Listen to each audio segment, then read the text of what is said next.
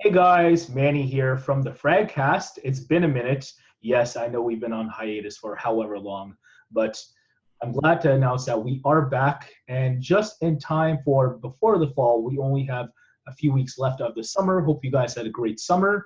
And I'm back with Kristo, of course. Kristo, how's it going? All right, my man.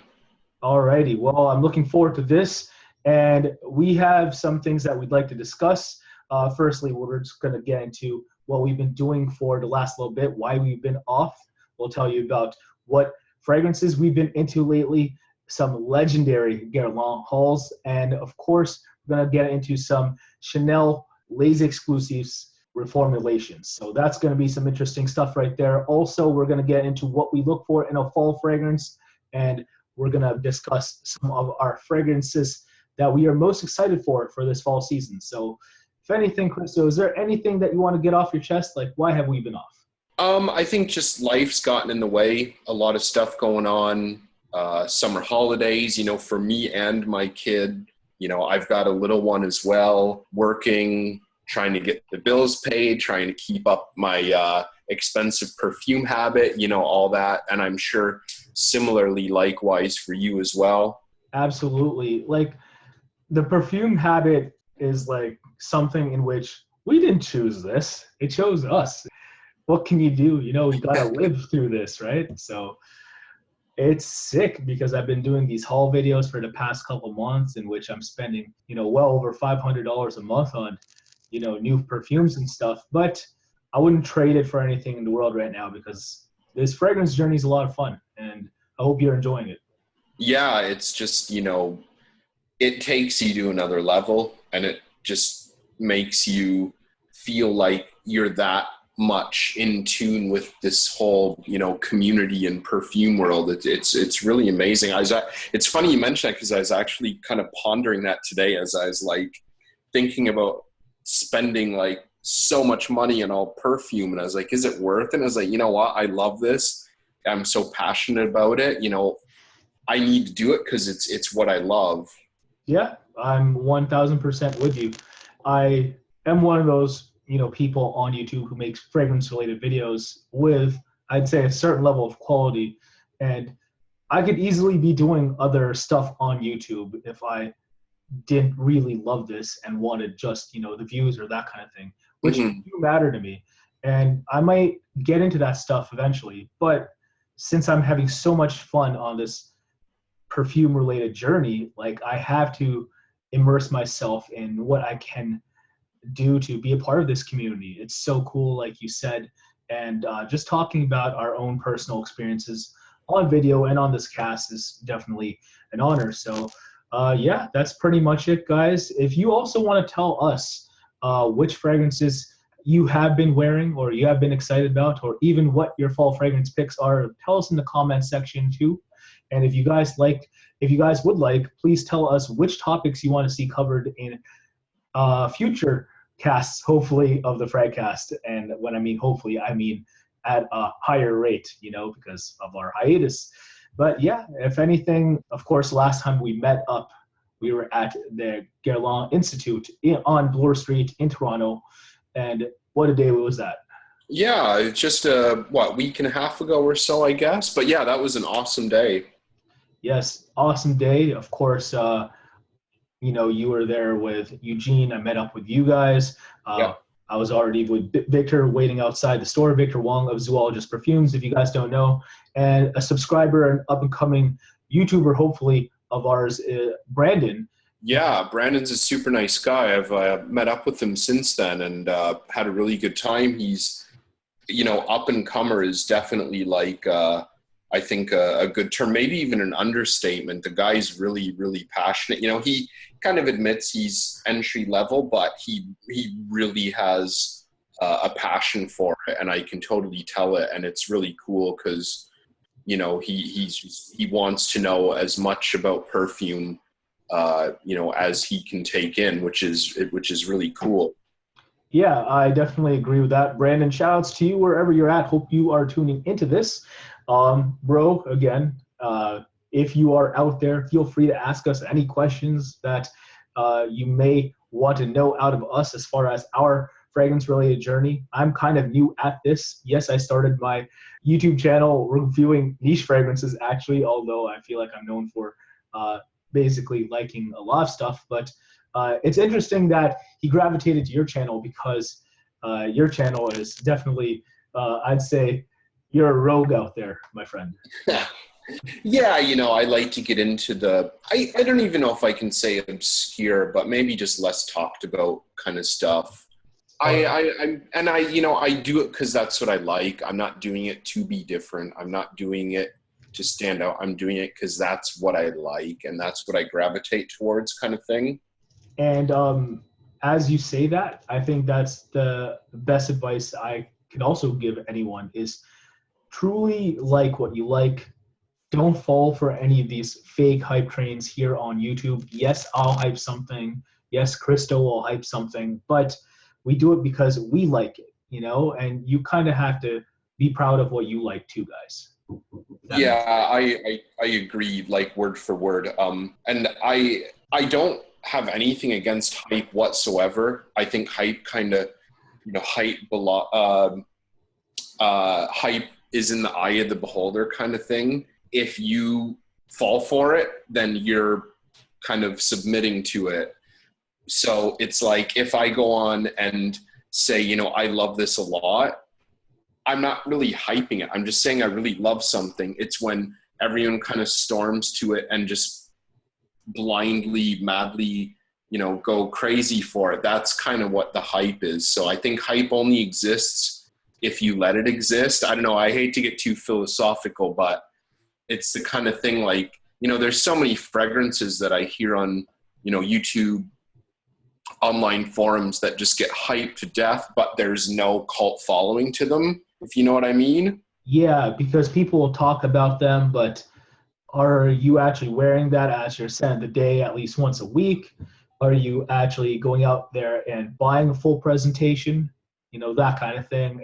Yeah, for sure. You know, love what you love and, you know, don't let any, you know, it's cool to find something, you know, through a reviewer that you like, through a blogger, vlogger that you like or whatever, but don't just go and love everything they love. Don't hate everything they hate.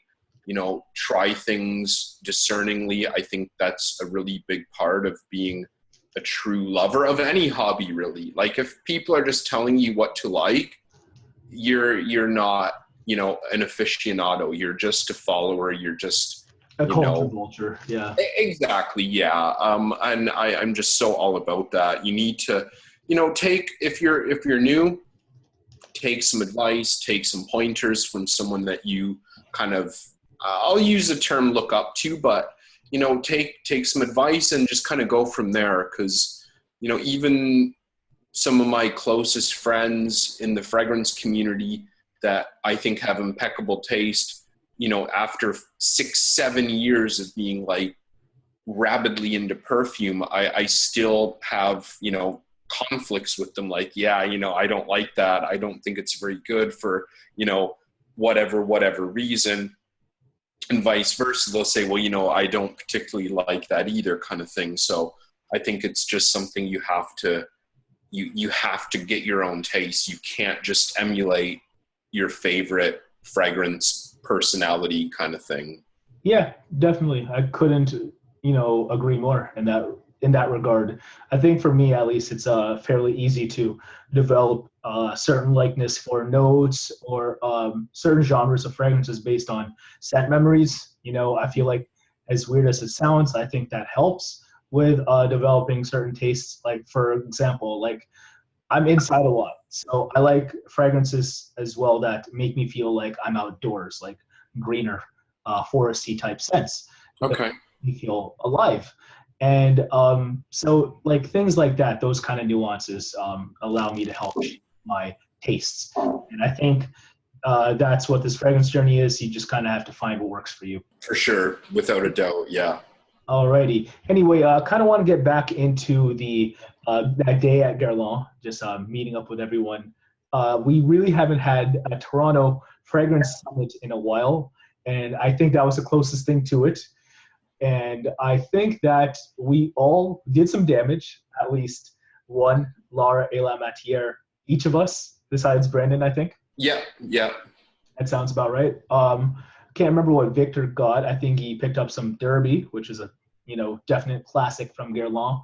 What were you most excited to try that day, and what were your pickups, Kristo?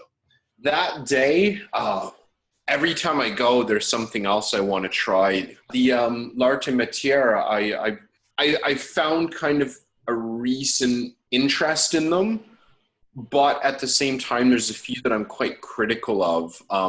I find a lot of them to just be really sweet and often have very fleeting opening notes. Like there's a couple of them I've sprayed on, and it's like I literally cannot smell anything on my skin. Mm-hmm. Yeah.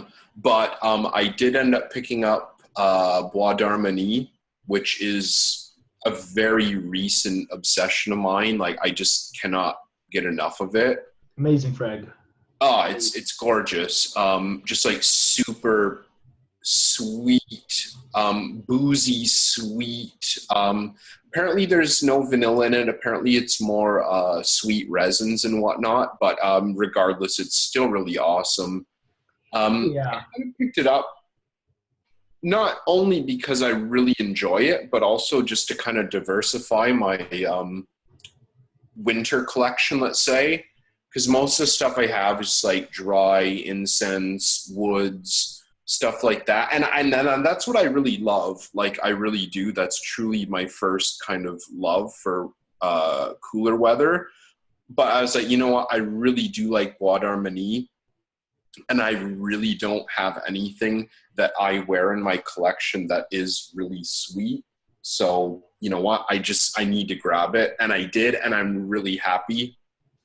Because I did kind of like change my mind a couple times when we were there. I was thinking about getting Nacree.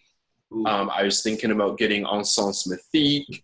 I was thinking about getting Voyou, a few others. And then I was like, no, I'm going to get Bois d'Harmonie. I kind of had my mind set on it. And yeah, I'm really glad I walked out with it.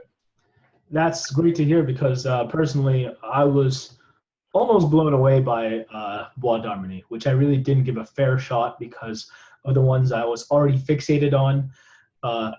Personally, I grabbed Queer Beluga, which I will get into it in a sec. But when you mentioned the L'Art et la Matière collection, in which certain ones are hyped because of how sweet they are, Mm-hmm. the execution of that sweetness, and how they have fleeting opening notes. I know you're a stickler for preferring, positive opening notes to your olfactory. Yeah. Yeah, and just get straight into the sweetness and just having that for however long the fragrance lasts on your skin. I get why that's kind of frustrating, especially if you're looking for somewhat of a journey on your wear of that scent, because you are paying a premium for it. It depends if you want something rather linear. So something like Tonka Imperial or Spiritus Double Vanille, like, to me, I got bored of them ASAP. You know what I mean? Yeah.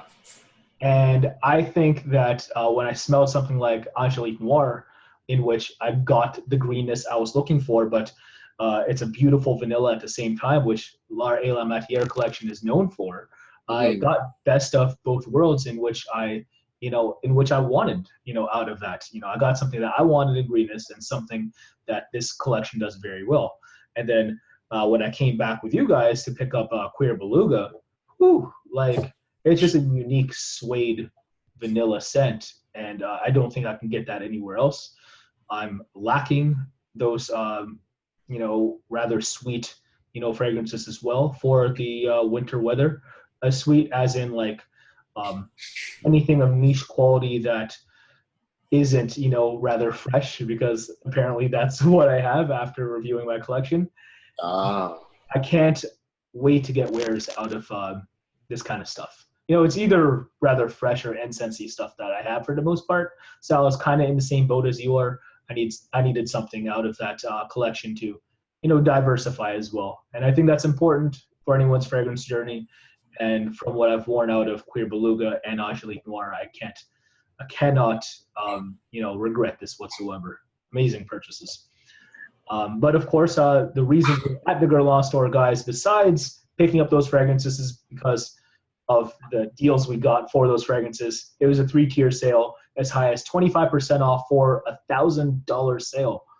And we kind of just pooled together and got fragrances, with bills, well over 4 figures. So that's what we were doing. And next time, I guess we'll let everyone know again, right? Yeah, for sure. And they even mentioned the sales associates even said that they had people calling from the United States, to get in on orders to get shipped over. A lot of people don't realize, actually, even in Canada, you can get complimentary shipping from the Guerlain boutique, and in the United States as well. Yeah. So if you guys didn't know, you know now. And how cool is that? Because especially, for someone like me who's kind of a ways away from Guerlain, 90 minutes away isn't so bad. But say if I don't have the time in my week or the next week to pick up a fragrance that I've grown to love through a sample or something like that, I can just give them a ring and say, hey, can I have this? And if they send it that day, chances are it's going to be at my doorstep the next day if I only live 90 minutes away, which is awesome. As far as people in America getting these deals or just buying from our Guerlain boutique in general. I know a couple friends, shout outs to Mr. Oz on YouTube. He had a giant haul as well, picking up most of L'Art et la Matière and other things. And yeah, you're right. They ship to them complimentary fairly fast. And yeah, apparently that's all it takes, guys, is a phone call. Yeah. Yeah, so we'll list that in the description below if you guys want. And trust me, we are not paid by the Guerlain Institute. No, but they love us, so it works out. Yeah, it works out. And trust me, if you ever have a chance to go there, the best shopping experience of all time for me, for anything fragrance related or anything else I can possibly think of. This includes cars, food, whatever. Like they treat us like celebrities there, and we don't get anything from them.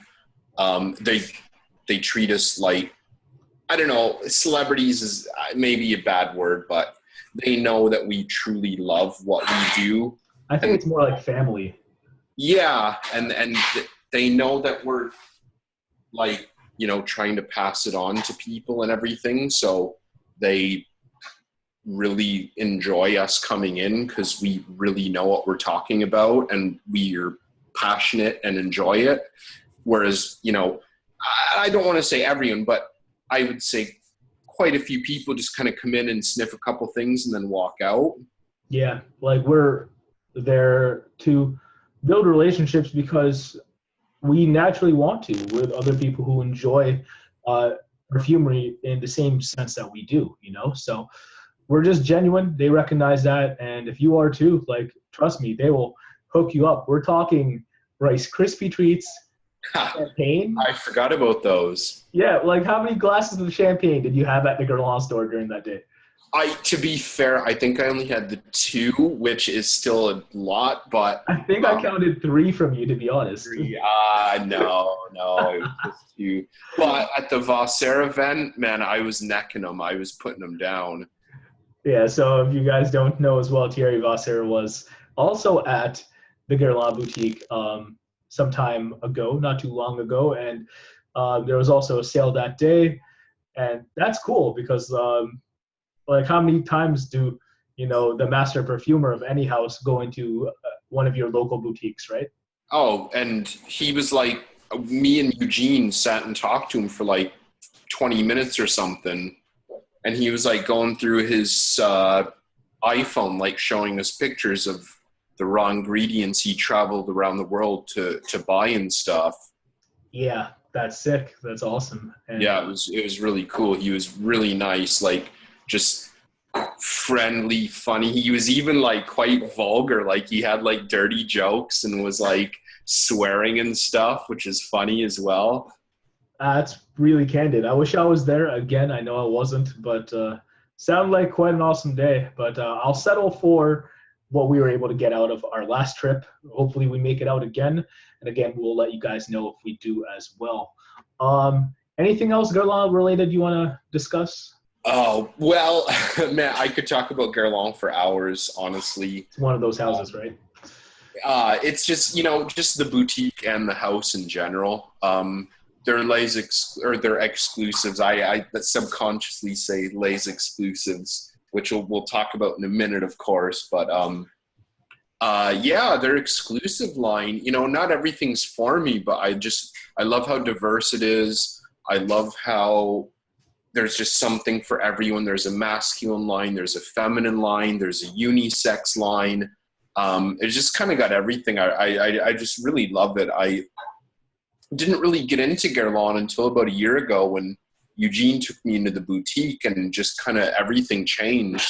You know, like you mentioned, the customer service there is just impeccable. Like, they treat you like like you're part of the family. Even when you go into other places, like when you go into, and I don't want to like sound like I'm slagging them off, but you know, Hermes, Chanel, you know, they kind of like, okay, I got other customers, let's kind of move this kind of thing. Or, you know, they'll be like, are you going to buy something or not kind of thing. But they're like, never had anything even remotely close to that. Absolutely. Again, we can't emphasize enough the word family, because that's atmosphere there, you know, because they'll be aware that you love this as much as they do. And that's hard not to respect. So shout outs to Guerlain. Yeah, and you know, I should say as well, it's something, I guess, that we've kind of gained the respect for. You know, they know us and they know who we are, and I'm not saying they're going to kick people out just for coming in and testing and not buying or whatever, but I think that's the coolest part, though, is because even during my first day there, I still felt that way.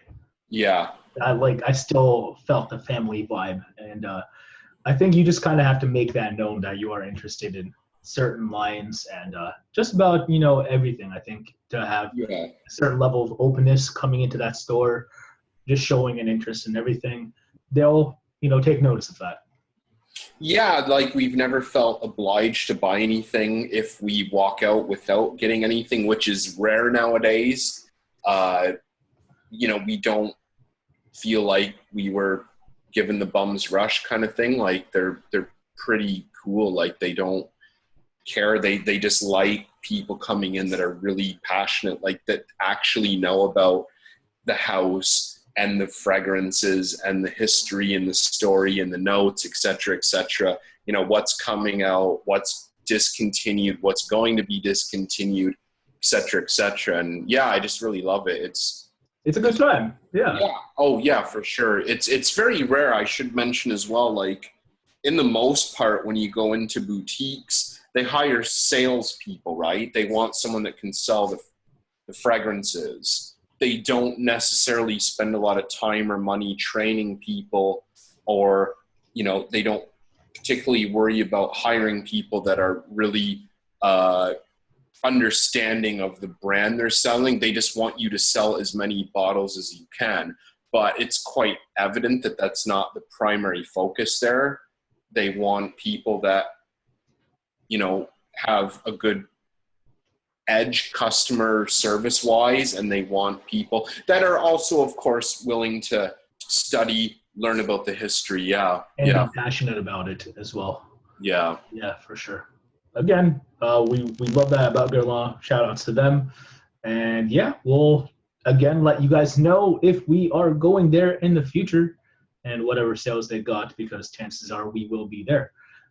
Anyway, as far as where I might be next, chances are I will be heading down to the Chanel boutique across the street from there, because this stuff is scary. We're talking eau de parfum, Reformulations of the Lay's exclusive EDTs.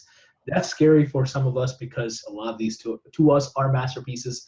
We don't want that tinkered with too much, so we might as well grab what we can right now and save the money, because with the eau de parfum concentration comes a higher price. And yeah, we might as well get what we already know and love. And as far as what we know and love already, I understand that you have picked up some of your favorites from the Lay's exclusives of Chanel. And what are those pickups, and why did you pick them up? Well, to be fair, the only one I've actually bought since I've known that the EDTs are going to be discontinued has been Cuir de Russie. But I picked up Bois d'Ile not too long before, like just totally by coincidence, just because I really loved it.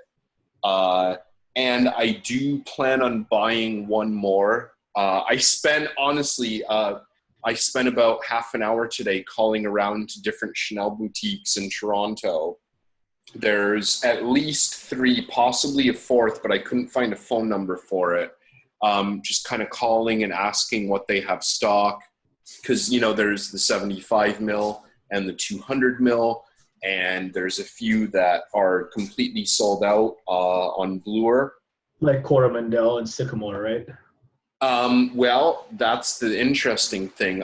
So the flagship boutique has no Coromandel, no Sycamore, and no Beige. They're totally sold out of them. I finally got through to the Chanel counter at Holt Renfrew, which is literally just a couple minutes walk up the street on Bloor, and they actually have one 75 ml bottle of Sycamore.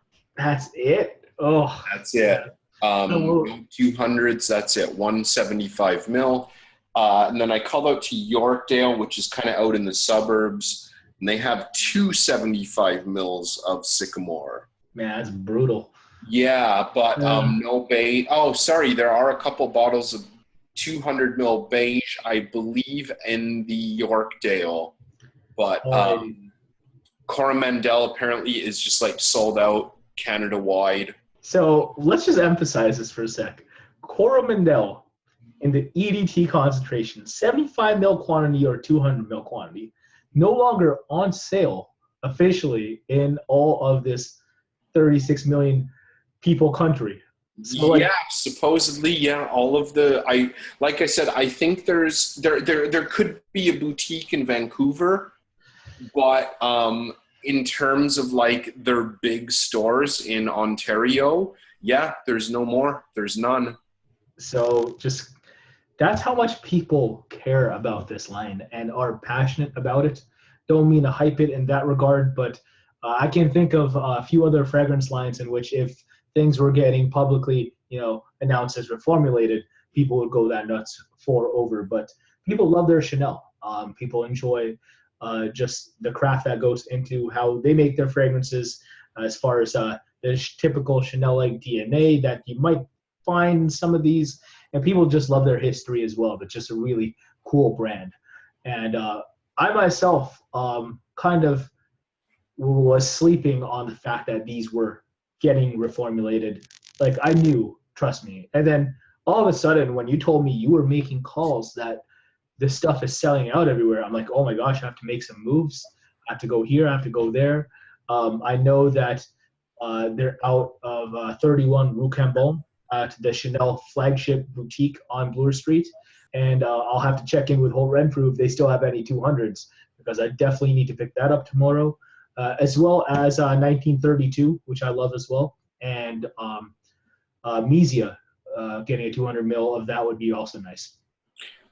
Yeah, I definitely echo your sentiments on 1932. That one's in my top contention.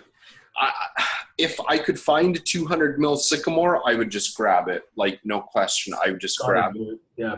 But for the price difference per mil, I don't think I'd really want to do the 75. Yeah, you can't be doing 75 mil because of price difference and because these are eau de toilette concentrations. This is not like you spray this on your pulse points and you let it radiate. You literally go ham with the sprayer because of how fleeting these scents could be, right? Yeah. Like that's another one that's in contention. I've got about 65 mil and a 75 mil Bois d'Ile, and I'm heavily considering getting a 200 mil bottle of that because it is like, to me, Bois d'Ile and Cuir de Russie are like my absolute top favorites. But since I already have like 65 mil in a 75 mil bottle, it's not, I don't know, it kind of is my top, but it isn't, if you know what I mean. Yeah, I get it. Yeah. It's like, there's no way, like 65 mil, as much as it sounds with a collection my size, I'm probably going to go through that in a couple years. If And then, not less, like 65 mil O-to-12 LED. You're going to be done that in less than a year, possibly. yeah, well, I kind of calculated it. I went through about 20 to 25 mil of Epic for men just since like October to like maybe April or so. So I used probably like 20 to 25 mil of Epic in like 6 months or so. That's crazy because I know that stuff's a bomb. So it's like, how much are you spraying, or are you just going back to that spray? One of those things, like some fragrances, I get really kind of conservative when I spray them, but then things like Epic, I just want to go overboard because it just smells amazing. Shout out to Epic, man. Great fragrance from Amouage. Definitely one I'll have to revisit. Yeah. It's one of the Amouages that I'm not the most fond of, but I've always respected its DNA. Yeah, for sure. I don't know, kind of what's going on with Amouage now is, I don't know, I don't particularly love the direction the house is going in. Yeah, I'm kind of with you and not with you at the same time, just because Amouage, of course, was predominantly incensey as hell up until 2012-ish, I would say. Yeah. Well, that's it. That's kind of memoir subconsciously. That to me, kind of, that was the last real unique Amouage. They just kind of just kept tweaking it. So Interlude, as much as people don't want to admit it, Interlude is just a tweak of memoir. It's earthy, green, ashy smoke, right? So take that and put in some leather. Then you get like Journey and Fate and all that stuff. So to me, I don't know, Amouage have just kind of gone off the rails.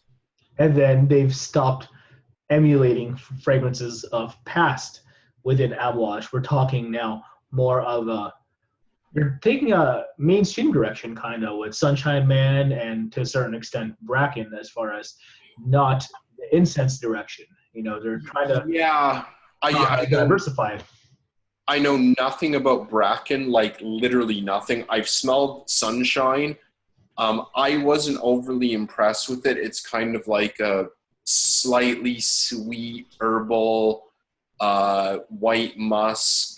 It didn't do much for me, but it kind of seems like what they're doing is they're just going like smoky, earthy, ashy, spicy, leathery, do a couple of them, then they do like a sweet herbal, then a couple more earthy, ashy, green kind of thing, and then they do like Bracken, because that's kind of what Bracken sounds like. Bracken just kind of sounds like a slight alteration of Sunshine Man to me. So I don't know, my interest with Amouage kind of died around Interlude.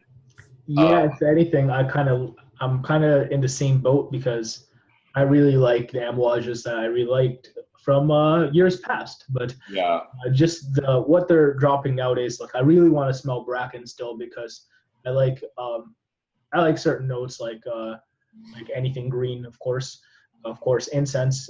But from what I know, I don't think that's in it. So who knows? We'll see if I get to it or not, and if I like it. But stuff like Sunshine Man really wasn't too hyped to smell it. But to me, I was pleasantly surprised. Not sure if it's model worthy though, but it just, there's some luster gone as far as back then. If I was into fragrances as hard as I am now, I would have been hyped for every Amouage released 2007 to 2011, Yeah. Just not that same thing anymore, but who knows? Maybe they head back in that direction. Maybe they change my mind with this new direction in the future. We'll see. But I think Bitsman's another one I need to try too. Oh, wow. Yeah, that's another one I literally know nothing about. Again, unfortunately, the notes kind of sound really redundant. You think chrysanthemum as an opening note is redundant? But it's meant to be ashy, I earthy, guess. smoky as well. So it Alrighty. kind of just sounds like they're just doing memoir or interlude, but just changing a note or two again. Okay. Yeah, I get that. Or achieving those same accords with maybe one note different. Yeah, just kind of keeping like the bass in the mid and just changing a couple top or mid notes or whatever. Yeah, I don't know. Of course, I want to try it. I really, really do want to try it. I don't think you should dismiss anything before you have a chance to actually test it. I don't have high expectations for, Miss or Bracken or anything. But No. you have an open mind, and that's all that matters. Of course. If I like it, that's great. It's going to be a great surprise, but overly, I can't see myself being that overwhelmed by it. Yeah, we'll see. We may or may not get back to you guys on that, telling you guys what we think of whatever new M washes drop or have dropped this year. We'll see. Anyway, we might as well get into some fall fragrances. Yes, fall fragrances. It's almost fall. I know a lot of countries out there are already experiencing some cooler weather in that respect. And if you are already in fall, which fragrances are you wearing already? Let us know in the comment section below. But as far as what we want to wear this fall, we will get into that shortly. But first off, Kristo, I ask you, which fall fragrances, what do you look for in a fall fragrance? Okay, well, I should start out by saying by far my favorite, like no question, is and has been for a long time my favorite season for fragrance and fashion and, just everything, weather, everything. I love the fall. I love the kind of cooler temperatures. I could do with the sun being out a little longer, no lie there, but I love the fall. What about the food or like the beverages that are, fall Halloween related? Or That's a good question. I don't know. I'm not as big of a foodie, but I love my beer, my craft beer especially. As strange as it sounds, like if you're a craft beer lover, you know what I mean. But you get these like really unique, even unusual, limited edition fall and winter beers that are basically only available from like September till maybe like February.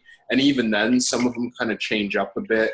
You get like really heavy stouts, like Russian Imperial stouts. You get like pumpkin spice.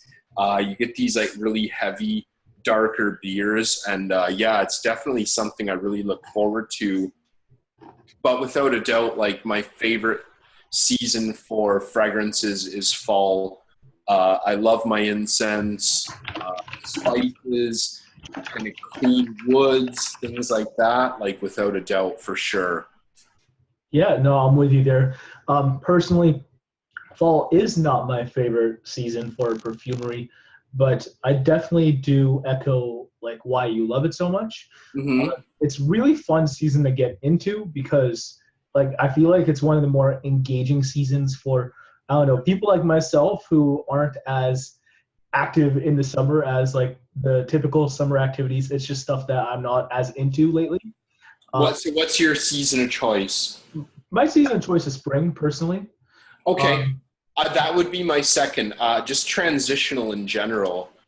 This time right now, it was actually quite hot today, Yes. but when it's like kind of like mid-20s in September, that's like just to me the perfect time of year. So in the daytime, you can wear summer, spring, fall fragrances, and then at night you can wear fall, autumnal, and winter fragrances. To me, it just this is like the peak of the perfume wearing year to me, basically. Because you get to wear a little bit of everything, and who doesn't want that? And it makes sense because days are getting shorter as well, so it's not like you need your freshies or lighter scents to last as long.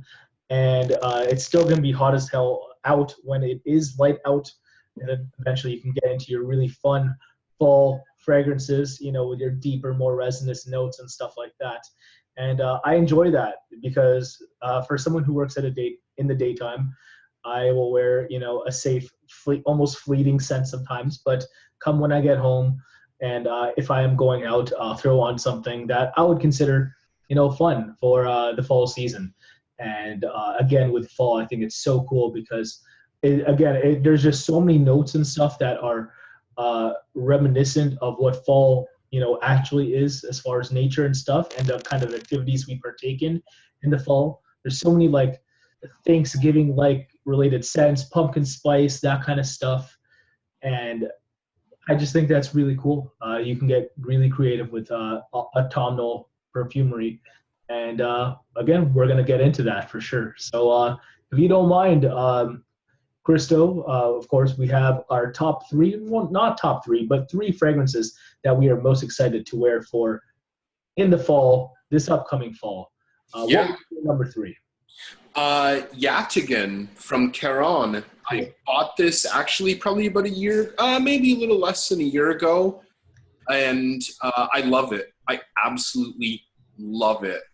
For a $50 or under fragrance, a cheapie, if you will, I think it's world class. I think it's up there with like Encre Noir to me. Wow. Or just an amazing, you know, very well done, competent house for a fragrance. I think it's excellent. It's very masculine. A lot of people kind of slag it off for being like weird and animalic, but I don't find that. I find if you can kind of get into classic masculines, I think it's the kind of thing that is actually very easy to wear. It does have animalic aspects, but I do find it to be more woody and herbal and piney before I get into the animalic aspects. Yeah, no, I get that. Personally, I would enjoy the, you know, the woodier notes. I think what you got in there, like pine needles and stuff like that, and of course, like just woodsy notes in general, just foresty stuff that I'm conducive to liking. But you're right, we're talking some of the castoreum definitely steers me clear out of that direction just because it's something I really don't do. To be fair, I really don't find it as outrageous or offensive as a lot of people do. That said, again, I do maybe have a bit more obscure taste, but I really don't find it to be anything that offensive. If you can get into something like gray flannel or Drakkar Noir, I think that just kind of like decimates both of those, but it's kind of in a similar masculine vein.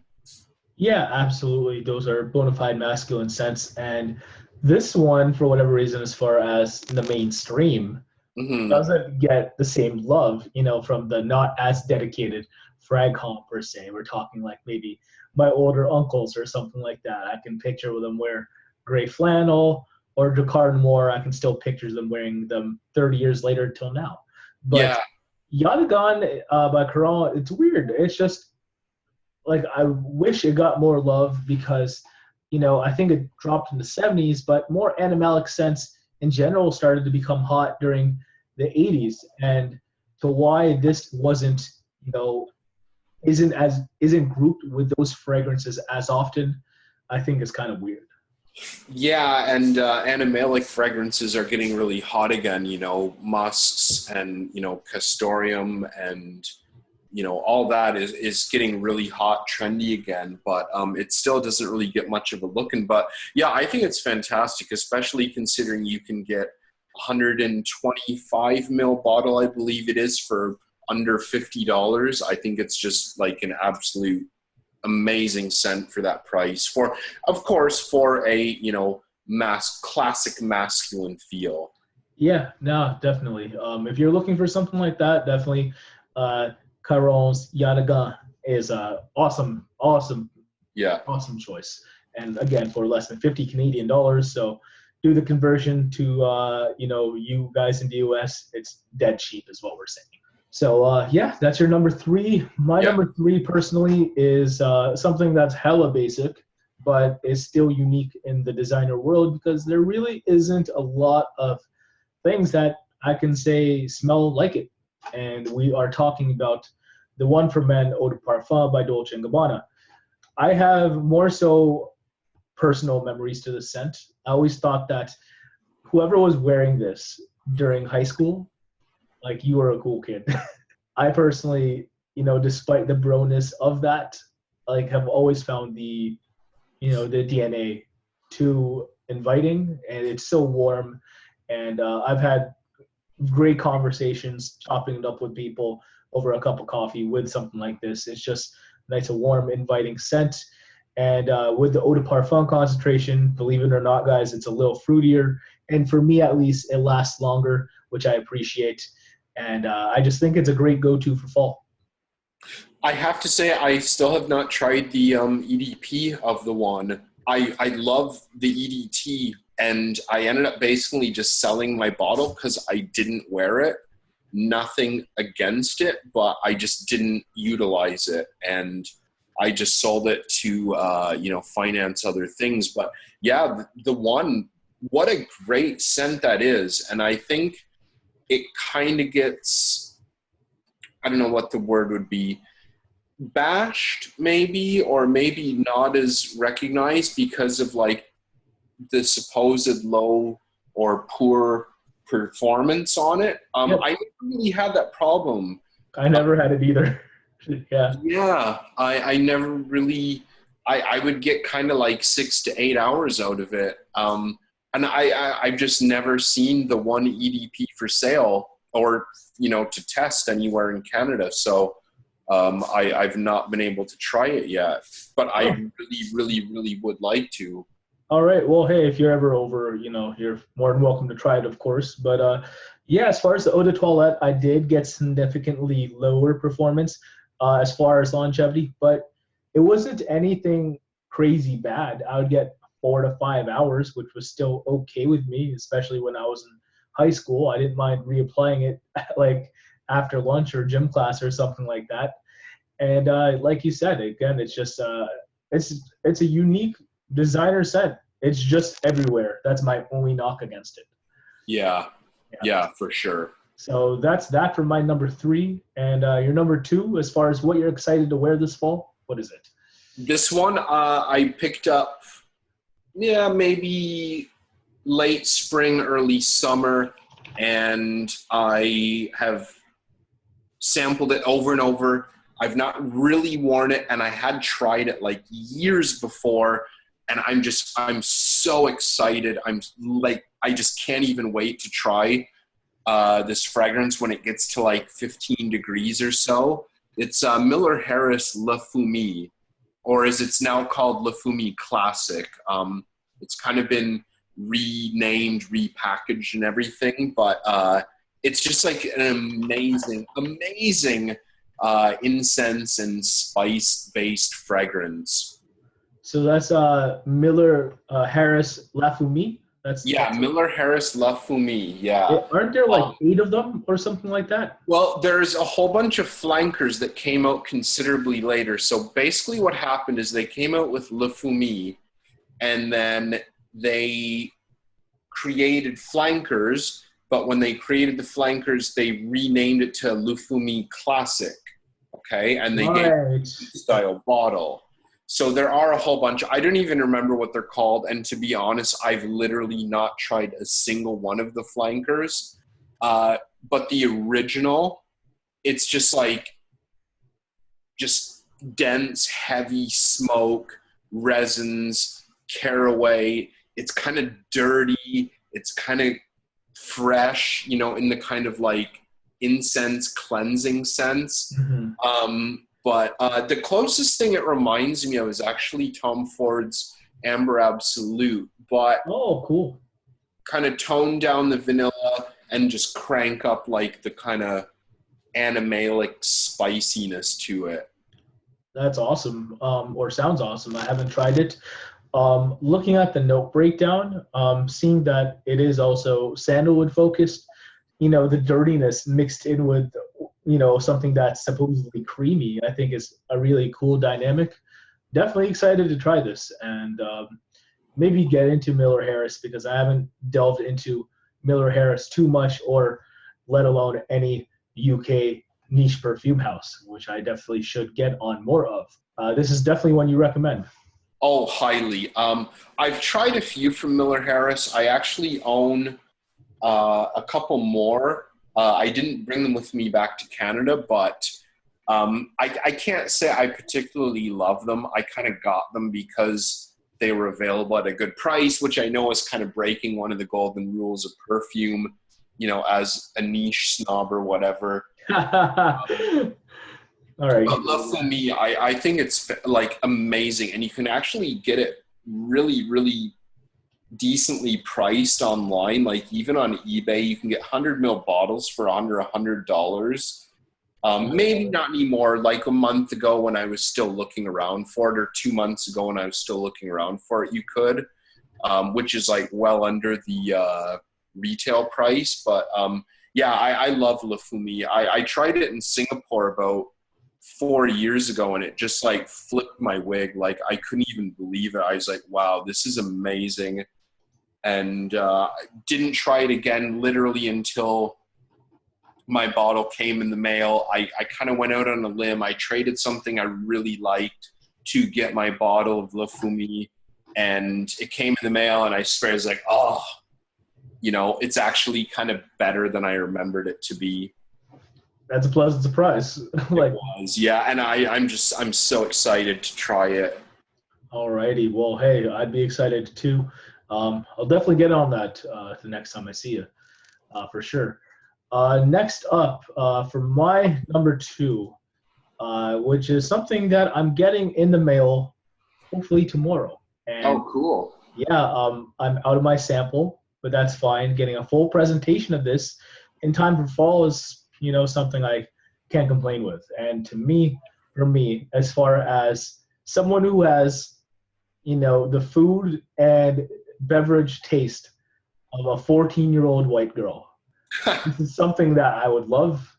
It's like this Tilda Swinton by État Libre d'Orange. Ah, okay. We were just talking about this yesterday, I believe, and I had heard of it, but I had never tried it. I hadn't really thought much about it until you mentioned it to me, and I was like, wow, that sounds really good, like actually looking into it. Yeah, you know, it sounds kind of novelty as far as certain people's reviews of it, but personally, like, it's a true bona fide fall go-to, like, for me at least. I couldn't picture myself getting tired of this scent because, like, it definitely allows me to ease into, you know, being excited for fall activities and that kind of thing. And we're talking immortelle, we're talking pumpkin and spices, some sort of coffee creaminess in the background too. You know, it lasts. Like, it's just a really creative fragrance from État Libre d'Orange, who isn't afraid to, you know, push boundaries using different types of notes and trying to achieve different types of accords. And to a certain extent, you know, you get like a pumpkin spice candle or a pumpkin spice latte feel out of this, which it's a really fun scent for the fall. Fall activities, we're talking, you know, corn mazes, haunted hay rides, going out for a pumpkin spice latte, or in your case, maybe a pumpkin spice craft beer. Yeah. That's what this evokes in me, and I can't wait to get some wares out of it. Yeah, and yeah, I'm definitely gonna have to mooch some off you when you get a bottle. Yeah, for sure. I'm sure I'll see you ASAP. Anyway, moving on to the next one, we'll get into your number 1 pick for the fall.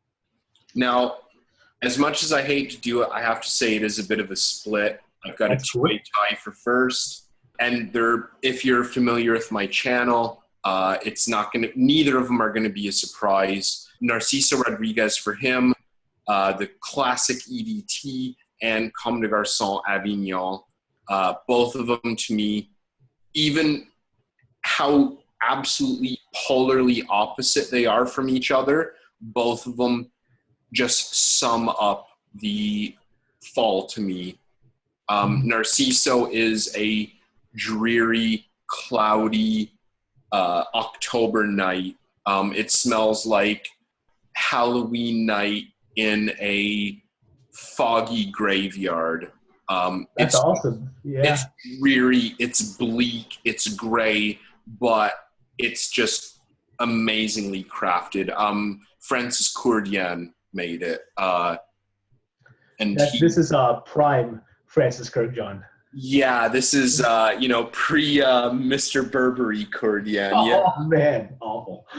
Although, to be fair, most of it is. But yeah, I love it. I think it's amazing.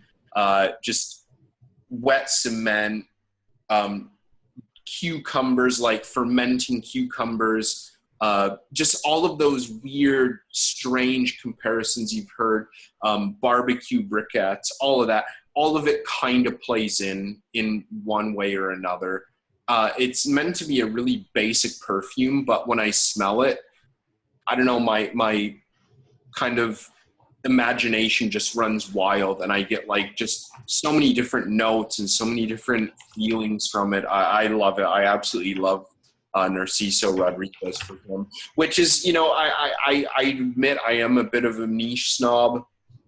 And a lot of people ask me for my opinion on designers or kind of criticize me for not being into designers. But Narciso Rodriguez for him will always, always, always be very, very close to me. I think it will be forever associated with you as far as your legacy as a fragrance reviewer on YouTube. I've definitely had more requests for that, or maybe up in the top requests for that, and I did actually review it about a year ago, in fact, for my top 10 fall list last year. What place did that come in, if you don't mind me asking? Last year, I honestly, from what I recall, I don't think I put anything in order. It was just like my picks for fall. Right. Okay. As I recall. But yeah, I love it. I still love it, and I can't wait to wear it. The one that it's tied for, Avignon, Comme des Garçons, Incense series. Again, I'm known for Comme des Garçons. I'm openly a Comme des Garçons fanboy.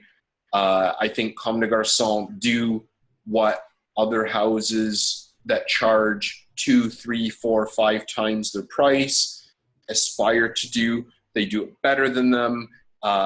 It's a weird, cold, sterile, synthetic, avant-garde, ahead of its time house.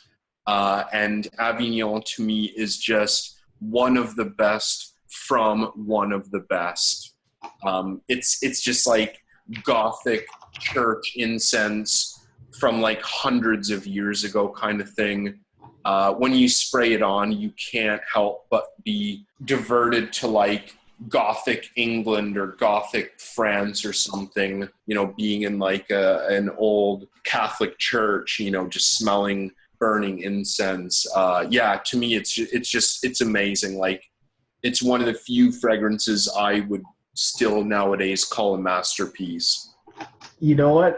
It's weird because I didn't feel that way before when I first smelled it at your place. And to be honest, I'm not going to lie. Like, yeah, I've thought about that scent at least once a week ever since I really smelled it at your place. And I was like, wow, I really want to smell that again, to be honest. And I've been contemplating a purchase of it on theperfumeshop.com. It really is like a Gothic old Catholic church, like literally as it's marketed, which is really cool. Yeah, for sure. I totally agree. And I think that is kind of what an amazing fragrance should do, is kind of pull you in. And because I've definitely myself fallen victim to fragrances that have amazing top notes, and then I end up buying them or getting samples of them or decants of them. And I'm like, man, it's so underwhelming. But to me, Avignon, it starts amazing and it finishes amazing. And I think those are the hallmarks of like an excellent, like top-notch fragrance. And of course, even though it is highly loved and is a cult favorite, not everyone's going to like it. And, don't force yourself to like it. But if it's the kind of thing you're just constantly like, wow, that was so cool. And I know what you mean by that, because there's things where I'll be like, yeah, it's okay, but I just keep thinking about it over and over and over and over. Like Guerlain's Voyou is one of them. Okay, yep. Like I didn't really like it that much, but I keep thinking about it again and again. So it's, I think inevitably I'm probably gonna like really enjoy it. But yeah, I know what you mean. But the incense series, there's a few from there that are excellent. But even I love Kyoto, I love Zagorsk, but Avignon to me is just like, yeah, head and shoulders above them. Alrighty, so there it is. Avignon and Narciso Rodriguez for him, EDT, for your number one picks this fall, which I cannot hate on, as you eloquently stated why.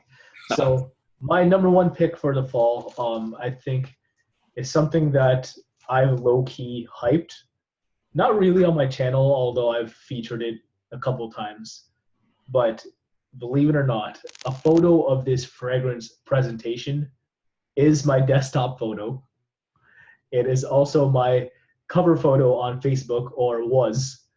And we are talking about Gypsy Water by Byredo.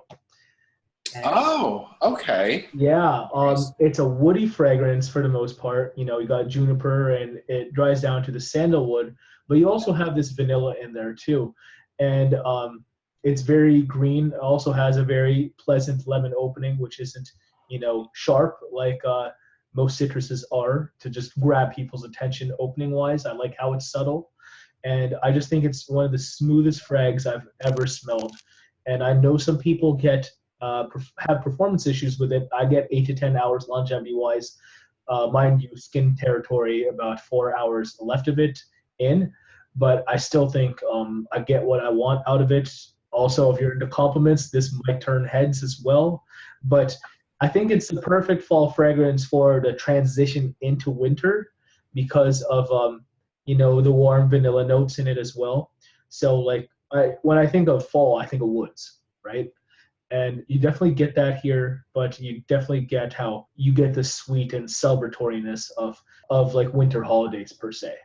And I think that's what's really cool about Byredo as Gypsy Water. It's also a good spring scent, but I love it for this time of the year in fall, and I can't say enough about it. I'm kind of taken aback here because that, you know, we didn't let each other know what we were planning, and I honestly can't say I'm even the least bit familiar. Pulling it up on Fragrantica here, I am a bit surprised.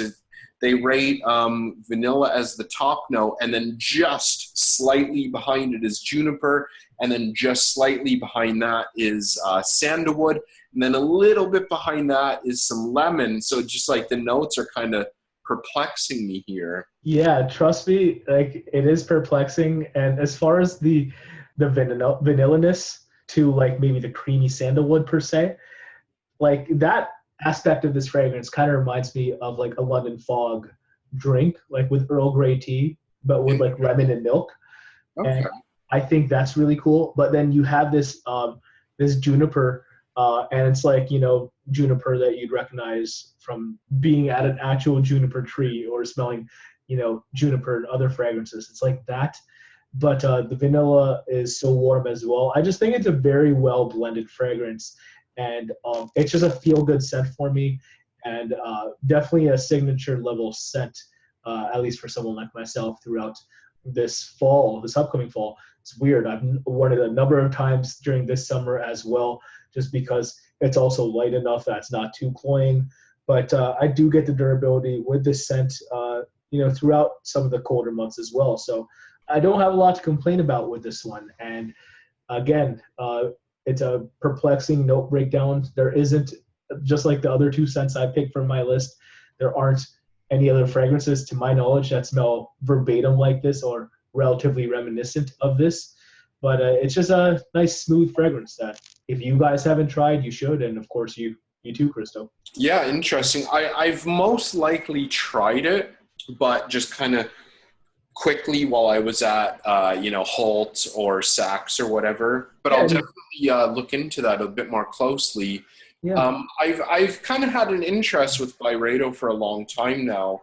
One of my earliest niche bottles was Byredo's Oud Accord. And I don't know, I wasn't overly big on it. I found it a bit too sour. But yeah, like M Mink or Mink, whatever you want to call it, I love that. I don't know, it's an interesting house to me. So definitely like to check that one out, especially if it comes highly, regarded. I'm always looking forward to finding something that I overlooked or wasn't initially impressed with. But yeah, it's just interesting you mentioned that one for sure. There it is, guys. That about does it for the Fragcast this week. Hopefully we get more of these out to you. And if anything, we're just going to let you quickly know what we are up to as of late or, in the future. So, Kristo, where can we find you? My channel, BetawiBlood, YouTube.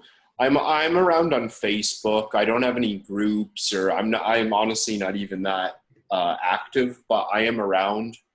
But yeah, that's pretty much it. So Kristo's not hard to find, and I guess you have some more fall fragrances to share with us on your channel. Any other plans? That's my big one. I actually had to restrain myself from doing fall videos at the end of August just because I'm so excited about it.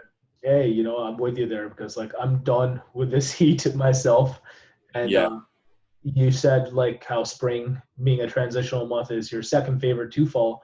Fall is my second favorite to spring. So I'm, somewhat excited in that regard too. So I can't wait. I can't wait to do some fall videos, but it's still 30 degrees Celsius where we're at right now. So that kind of blows, but yeah, it was pretty warm today. Yeah. Well, hey, what can you do? And that's pretty much that. Again, I am Manny from the Fragcast. You can also find me on youtube.com/CascadeScents, and I'll leave my Facebook and Twitter handles in the description below as well as Kristo's links. So if you guys enjoyed the episode, please leave us a thumbs up and subscribe if you haven't yet. If you guys want to get more of the Fragcast, and hopefully we see you soon. I guess that's it. See you in the fall. All right. See you all in the fall. Take care. Have a good one. Bye.